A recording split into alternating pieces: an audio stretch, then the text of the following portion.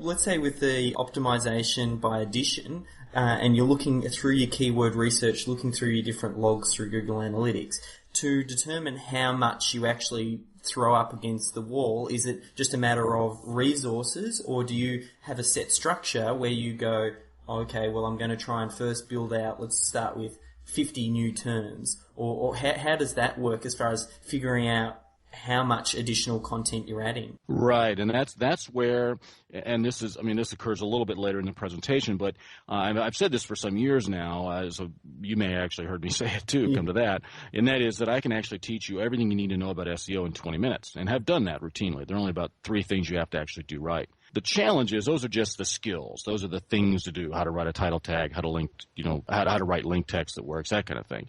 That's not the problem. People fail because of the other 2 aspects, and those are kind of mindset and process.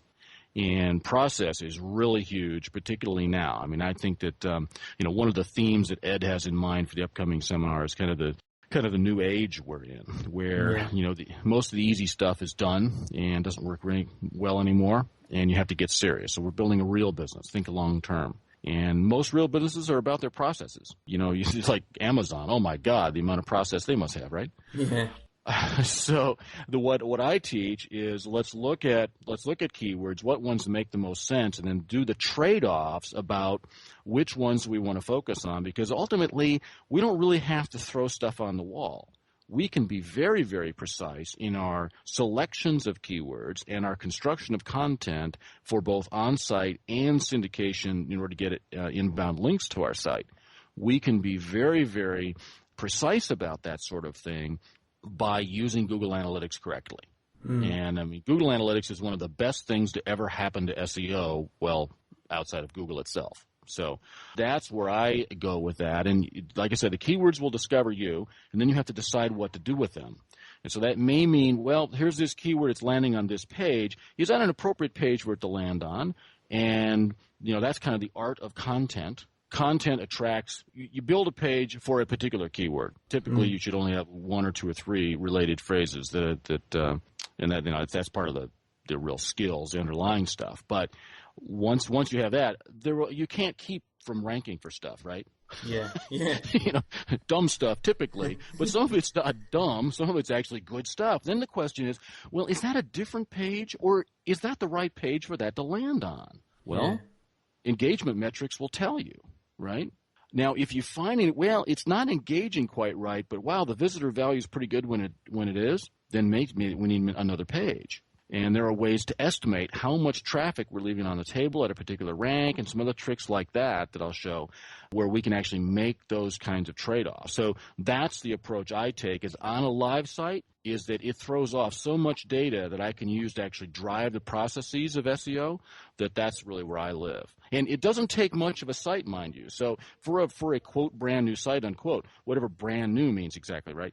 I mean, if you got a 10-page site, you have something. You have a kernel of something there. When you get to a 100-page site, you are well on the way to having a 1,000-page site. And I don't know anybody who can't have a 1,000-page site when they think about content the right way. So it sounds like really the aim of the game in search, and I think I've heard you talk about this before, it's really about having as many pages as you can, obviously optimized and focused for the right things. And John Reese talked about it as the idea, the more pages you've got, the more tickets you have in the search engine lottery. I think it's funny, especially when you start in with Google Analytics and you can get just lost in the slew of all of these different metrics and different things to analyze. And you talk about a process. As far as going through that process, like you talked about some pretty high level things there as far as what to do, but to break it down and say, you need to jump in and look at your analytics. You should start off by picking out, five words. Where do you start? Well, that's a very good question. I would start.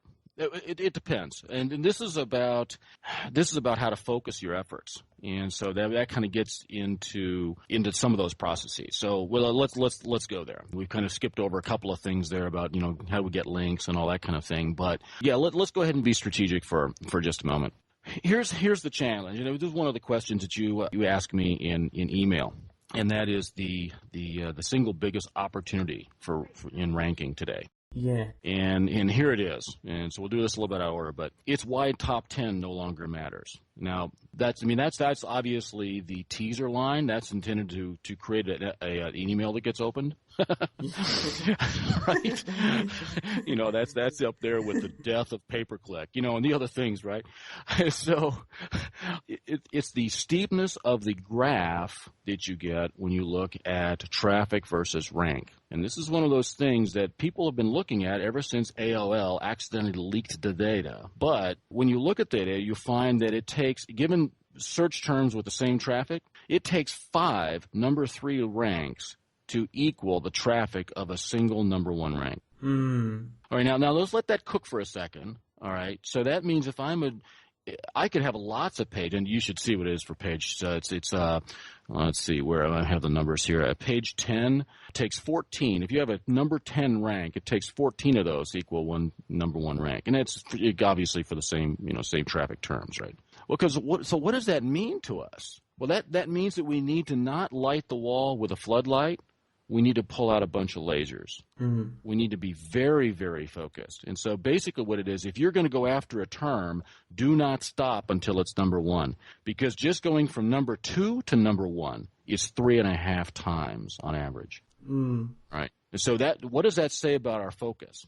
Now, one thing that people have said is, well, that means short tail matters. And I disagree. It means wherever you are going to focus, whether it's short tail or long tail or within a particular segment of your industry or something of that nature, all right, what it means is don't stop until you have a number 1 and then work on the next one. So it almost means you serialize your keyword choices. Almost. And that's not quite true, but it's close to that. So I would say, and have said, pick 5. No more than 5, because that's how many fingers I have. And so I want to go attack a very small number of terms, and I want to absolutely command them. And then, while protecting those, I'll go after the rest of them. So now that kind of restates the question, which 5? Yep. Right? The first thing I'd look for is, what is the visitor value? When I can look at my logs, look at my Google Analytics results and see that this particular search term gets me this much from the visitors I get.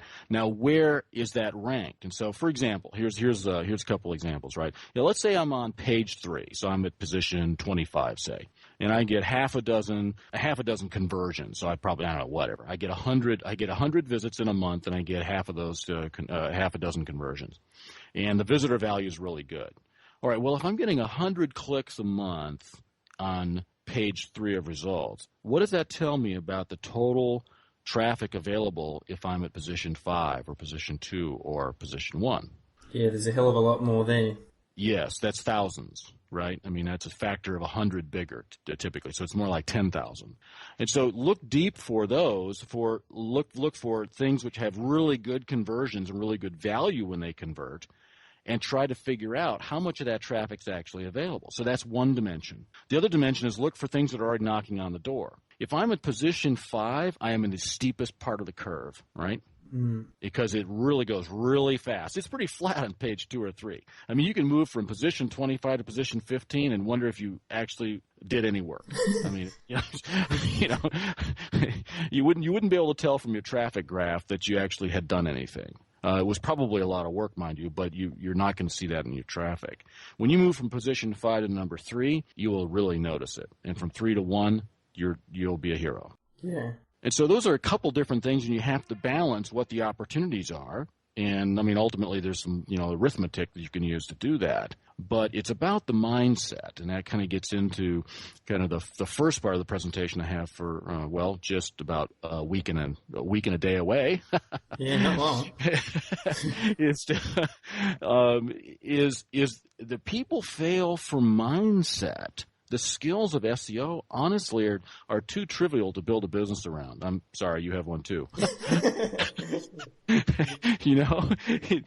the mindset and the trade-offs, the processes we have to use to actually construct a business based on free traffic, where people get completely balled up, they get completely in analysis paralysis and don't do anything, or they do something wrong, right? But that's where it really that's where the difference between a successful internet business and a non-successful one actually comes out.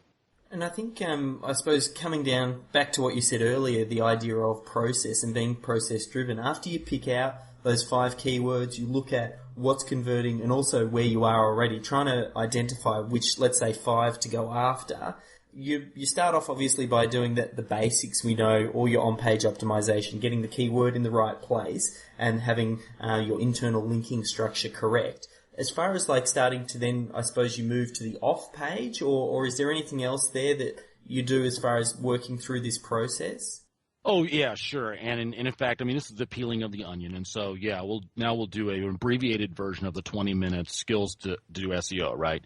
And so there's content is king and linking is queen.